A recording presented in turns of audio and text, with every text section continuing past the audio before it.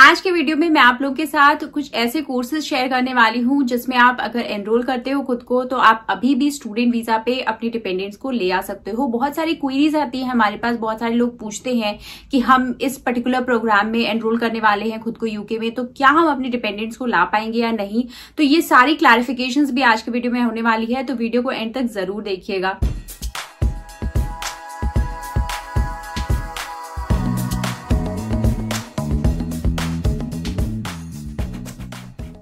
Hello and welcome back to my channel Indian couple in England. My name is Twinkle और मैं informative content बनाती हूँ related to UK visa and UK immigration. तो अगर आप interested हो इन टॉपिक्स में तो please consider subscribing to my channel. तो 1 जनवरी 2024 के पहले जो लोग स्टूडेंट वीजा पे यूके में आते थे वो अपने डिपेंडेंट्स को फ्रीली यहाँ पे ला सकते थे, चाहे वो ग्रेजुएशन की डिग्री के लिए आ रहे हो या फिर पोस्ट ग्रेजुएट या फिर फेलोशिप, वो किसी भी डिग्री के लिए आ रहे हो। अगर वो स्टूडेंट वीजा पे यूके में आ रहे थे तो वो अपने डिपेंडेंट्स को यहाँ पे ला सकते थे। बट 1 जनवरी 2024 के बाद इस पॉलिसी में थोड़े बहुत चेंजेस किए गए हैं। तो अब अगर आप यहाँ पे सपोज ग्रेजुएट डिग्री या फिर मास्टर्स डिग्री के लिए आते हो तो आप अपने डिपेंडेंट्स को नहीं ला सकते हो, बट उसमें भी कुछ एक्सेप्शंस हैं। क्या एक्सेप्शंस है वो मैं वीडियो में आगे आपको बताऊंगी। उन एक्सेप्शंस के चलते आप मास्टर्स डिग्री पे भी अपने डिपेंडेंट्स को ला पाओगे। अब बात करते हैं अगर फेलोशिप कोर्सेज की। अगर आप यहाँ पे रिसर्च करने के लिए आ रहे हो तो आप फ्रीली अपने डिपेंडेंट्स को अभी भी यूके में ला सकते हो। अब एक जो बहुत ज्यादा क्वेश्चन आता है हमारे पास वो ये है कि हम 1 जनवरी 2024 के पहले ही स्टूडेंट वीजा पे आ चुके थे, बट एट दैट टाइम हमारे पास कोई डिपेंडेंट नहीं था, तो अब क्या हम 2024 में एज ए डिपेंडेंट उनको यहाँ पर ला सकते हैं या नहीं। तो इसका आंसर मैंने आपको पहले भी अपने वीडियोस में दिया है। तो आप जरूर ला सकते हो उनको एज ए डिपेंडेंट यूके में ऑन योर स्टूडेंट वीजा, क्योंकि आपका जब स्टूडेंट वीजा था तो जो पॉलिसी थी उसके अकॉर्डिंग आप डिपेंडेंट्स ला सकते थे।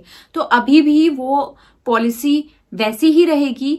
आप के ऊपर जो नए रूल्स आए हैं वो आपको इफेक्ट नहीं करने वाले हैं, तो आप ला सकते हो उनको अभी भी। नेक्स्ट क्वेश्चन इज कि अगर आप फेलोशिप या रिसर्च के लिए आ रहे हो तो क्या आप अपने डिपेंडेंट्स को ला सकते हो या नहीं। तो ये भी बात बहुत ही क्लैरिटी के साथ यूके गवर्नमेंट ने कम्युनिकेट की थी कि अगर आप रिसर्च के लिए आ रहे हो, पीएचडी के लिए आ रहे हो, फेलोशिप करने के लिए आ रहे हो यहाँ पे, तो आप अपने डिपेंडेंट्स को अभी भी ला सकते हो। उस पर कोई भी बैन नहीं लगाया गया है।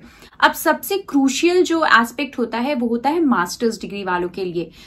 अंडर ग्रेजुएट डिग्रीज के लिए जो आते हैं वो अपने डिपेंडेंट्स को नहीं ला सकते हैं, किसी भी कंडीशन में नहीं ला सकते हैं। बट मास्टर्स डिग्री वाले जो यूके में आते हैं वो अभी भी अपने डिपेंडेंट्स को ला सकते हैं। कैसे ला सकते हैं? अगर उनके मास्टर्स डिग्री में कोई थीसिस इन्वॉल्व है या रिसर्च इन्वॉल्व है तो वो अभी भी अपने डिपेंडेंट्स को ला सकते हैं। अब आप सोचोगे कि हमारा मास्टर्स का डिग्री जो हम जिसके लिए अप्लाई कर रहे हैं उसमें एंड के टर्म में एक रिसर्च है, तो क्या हमारा जो कोर्स है वो क्वालिफाइड है डिपेंडेंट लाने के लिए या नहीं। तो आपका कोर्स क्वालिफाइड नहीं है।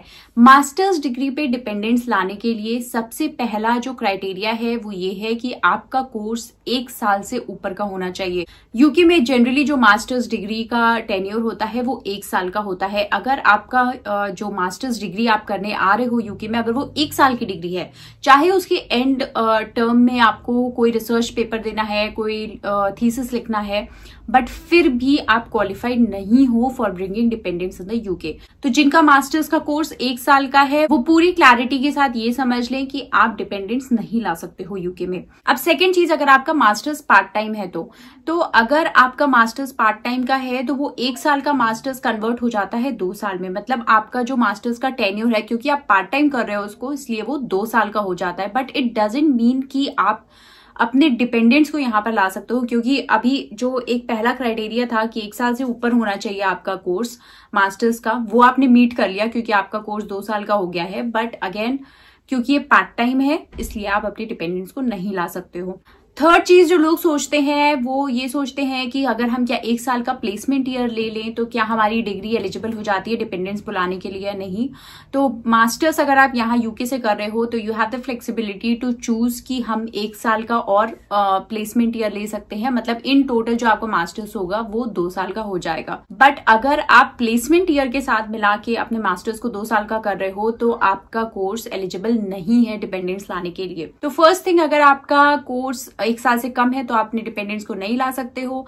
सेकेंड थिंग, अगर आपका कोर्स पार्ट टाइम है, इवन दो उसकी टेन्योर 2 साल की है, आप डिपेंडेंट्स नहीं ला सकते हो। थर्ड थिंग, अगर आप अपना मास्टर्स 2 साल का करते हो प्लेसमेंट ईयर लगा के, तो भी आप डिपेंडेंट्स लाने के लिए क्वालिफाइड नहीं होते हो। अब आते हैं फोर्थ क्राइटेरिया पे कि आपका मास्टर्स सच में 2 साल का है। बहुत सारे ऐसे मास्टर्स हैं यहाँ पे जो 2 साल के होते हैं, बट उसमें कोई रिसर्च इन्वॉल्व नहीं होता है, कोई थीसिस नहीं लिखनी पड़ती, आपको सिर्फ अपना जो कोर्स वर्क है वो ही करना पड़ता है। तो ऐसी अगर आपकी डिग्री है मास्टर्स की 2 साल की, तो भी आप डिपेंडेंट्स लाने के लिए क्वालिफाइड नहीं होते हो।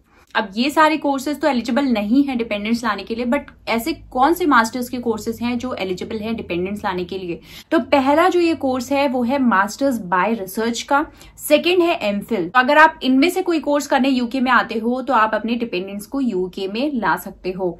अब सबसे बड़ा जो कंफ्यूजन होता है लोगों को वो है एमरेस का। तो एमरेस पे आप अपने डिपेंडेंट्स को नहीं ला सकते हो। अगर आप मास्टर्स बाय रिसर्च करते हो या फिर एमफिल करते हो तो ही आप अपने डिपेंडेंट्स को यूके में ला सकते हो।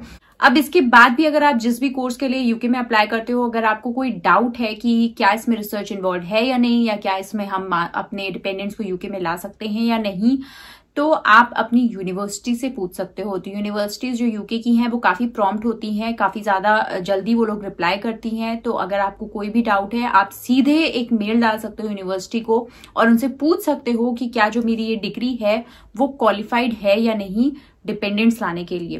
तो इन सिंपल वर्ड्स वो आपको बहुत ही क्लियरली बता देंगे कि whether this degree is eligible for bringing dependents और नॉट। सेकेंड जो चीज है कि अगर आप डाउट में हो कि आपने जिस मास्टर्स के लिए यहाँ पे आप ऑप्ट कर रहे हो उसमें क्या रिसर्च इन्वॉल्व है या नहीं, आपको नहीं आइडिया लग पा रहा है, तो आप जो डॉक्यूमेंटेशन रिक्वायर्ड है डिग्री के लिए, जो डॉक्यूमेंट्स लगते हैं जब आप किसी यूनिवर्सिटी में खुद को एनरोल करते हो, तो आप वो डॉक्यूमेंटेशन देख सकते हो। अगर आपको उसमें एटा सर्टिफिकेट आपसे मांगा जा रहा है तो मतलब कि आपकी डिग्री में रिसर्च इन्वॉल्व है। तो एटा certificate is basically academic technology approval scheme.